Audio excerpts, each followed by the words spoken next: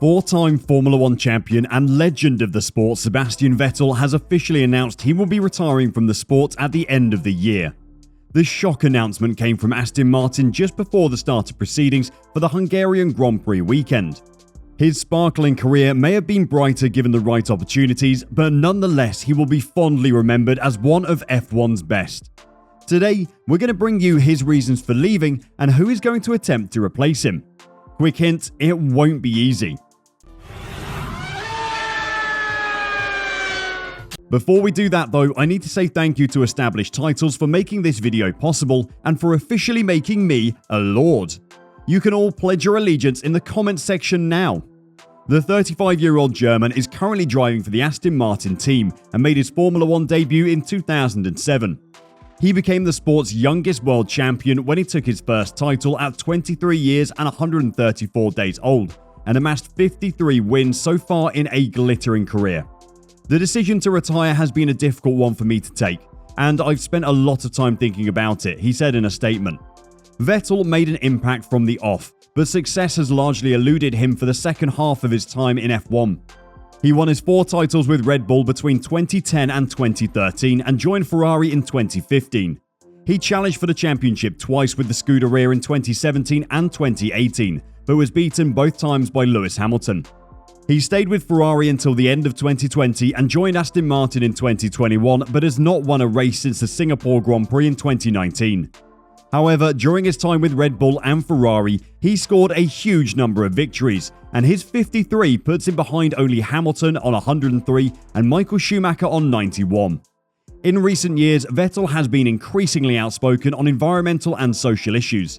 He strongly supported Hamilton's call to address racism and for diversity in the sport, and has been forthright on the urgency of the climate emergency. He has of late expressed his ambivalence at competing in F1, a sport that has an enormous carbon footprint because of the amount of air travel involved. These are issues he is likely to continue to pursue, but he did not reveal his plans for the future. At the end of the year, I want to take some more time to reflect on what I will focus on next, he said. It is very clear to me that being a father, I want to spend more time with my family. But today is not about saying goodbye. Rather, it's about saying thank you to everyone, not least to the fans without whose passionate support Formula One could not exist. Do you want to help us honour Seb's retirement from Formula One? Then why not help support one of his passions and help save the environment with Established Titles? With every order, they plant a tree and work with global charities One Tree Planted and Trees for the Future to support global reforestation efforts.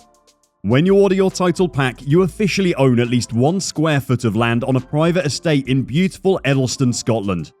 According to Scottish tradition, owning land bestows you the title of Lord or Lady and give you the right to have it anywhere you can have a title. So next time you head to a race weekend, your tickets can say Lord or Lady on them. Maybe if you see famous Scottish racer Sir Jackie Stewart on the grid, he'll let you into the paddock. Just don't try and do a terrible Scottish accent. That would be embarrassing. It makes an amazing last-minute gift for friends and family, and if you wanted, they do couple packs so you and your lord or lady can have their plots side by side in Bonnie, Scotland. Your pack includes your certificate of land ownership as well as a unique plot number so you can see exactly where your land is. Established Titles is actually running a massive sale. Plus, if you use the code F1 Reverse, you get an additional 10% off. Go to establishedtitles.com/F1 Reverse to get your gifts now and help support us in making these videos for you. If you use our discount code, then Established Titles will place our plots together and you can join us in creating our very own motor racing kingdom. Perhaps if we get enough, we could build our own F1 track. Now, let's get back to a man who should definitely be titled Lord, Sebastian Vettel. It is the fans that will likely miss him the most in Formula One. His dominance for Red Bull in the early part of the last decade was as impressive as it was complete. 4 straight world titles earned him the legendary status he still holds today, and though his career never reached those heights again once he moved on from Red Bull, his popularity has continued to grow. In recent years, he's become a cult figure for the F1 fanbase, alongside fellow veteran Fernando Alonso. Vettel in particular has suffered from the decline of Aston Martin in recent years, but both drivers are loved as former greats whose fans feel deserve better from their more recent teams. The Aston Martin rebrand from its previous Racing Point identity has coincided with the team struggling across two different sets of technical rules. It suffered in 2021 from the floor changes that hit low-rate cars particularly hard. This year, neither the launch specification of the all-new AMR22 or the significantly revised version introduced in Spain has been able to establish Aston Martin as a regular point scorer. That has left Vettel feeding off the scraps in the F1 midfield, and after finishing 12th in the championship last year, the worst finish of his full-time F1 career, he's only 14th in the 2022 standings. The general feeling in the sport was that Seb would carry on his career beyond this season, and Aston Martin had indicated a strong desire to keep Vettel beyond his current contract, and the German himself suggested he was open to that. However, ahead of the Hungarian Grand Prix, it has been announced that Vettel will call time on his F1 career at the end of 2022. I've had the privilege of working with many fantastic people in Formula 1 over the past 15 years. There are far too many to mention and thank, said Vettel. The decision to retire has been a difficult one for me to take, and I've spent a lot of time thinking about it. He may be leaving on a low point, but you can understand why. Aston Martin is a very long-term project, and though he's helped lay the groundwork for them to move forward and be competitive in Formula 1, he now has other priorities in his life to think about. Although our results have not been as good as we had hoped, it is clear to me that everything is being put together that a team needs to race at the very highest level for years to come, said Vettel. I've really enjoyed working with such a great bunch of people.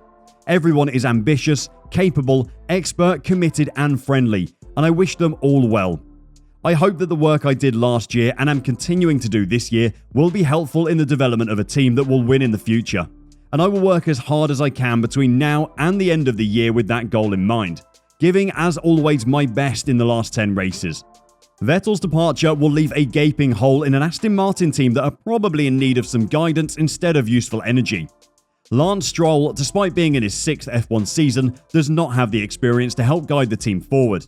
Nor does he seem to have the personality required to coach a young driver into the sport. Of course, a change of teammate may be the perfect opportunity for him to step up and show his credentials. We'll have to wait and see on that front though. How do Aston Martin fill the Sebastian Vettel-shaped void in the team then? Well, there are a few different options available. This is always one of the most exciting parts of the season, trying to predict the driver shuffle, so you will have to excuse us if we get a bit carried away. Go ahead and slate our choices in the comments below. We'd love to read all of your caps lock on comments. Let's start by thinking about someone who could come in as a direct replacement for Sebastian. No one is going to be able to do exactly what Seb did in regards to moving the team forward, but some experience of winning races would definitely help the team continue moving in the right direction. We're sure some of your minds will have sprung straight to Kimi Räikkönen, and though that would be a hell of a story, it seems unlikely. Daniel Ricciardo could step into the shoes of Vettel. He is under contract to McLaren and has control of whether or not he stays next year, but it seems unlikely that McLaren will want to renew that contract, and this could be a great chance for him to lock in a spot on the grid for 2 more years, though it would pay less money. Were Ricciardo to become available, despite his struggles, he's an 8-time Grand Prix winner and someone proven to have the ability to get results. There is one experienced driver who knows the team and is available for a spot.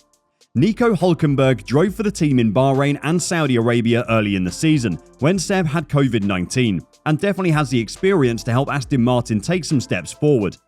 He actually beat Lance Stroll in Saudi Arabia as well, which was impressive for a backup driver who'd only driven 2 races in 2 years.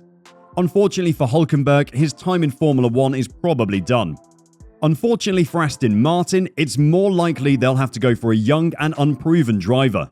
Without an experienced leader on the team, whoever comes in will have to teach themselves the ways of Formula 1 and do it fast. Lawrence Stroll definitely isn't the most patient of bosses. Nicholas Latifi and Alex Albon are both out of contract at the end of the year, but you would think that Lawrence Stroll would prefer to try his luck on unproven talent rather than on a driver who's had a chance and hasn't impressed. Mick Schumacher is also out of contract at the end of the year, but considering his recent performances, Haas will want to try and get him signed up for another year.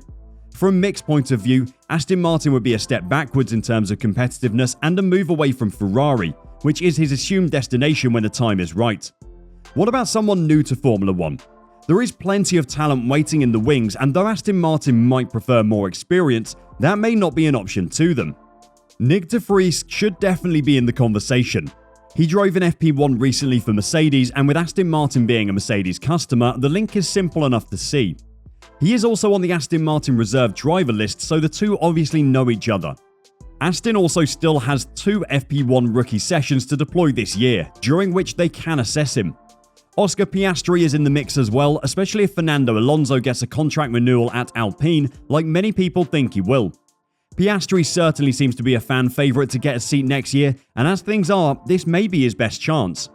All of this is obviously speculation for now, and until Aston Martin announces something, we won't know for sure. Seb won't have dropped this on the team out of the blue though. They will have known for a while that he was planning on leaving at the end of the season, and a replacement will definitely already be in the pipeline. There is a chance we might know before the teams return from their summer break.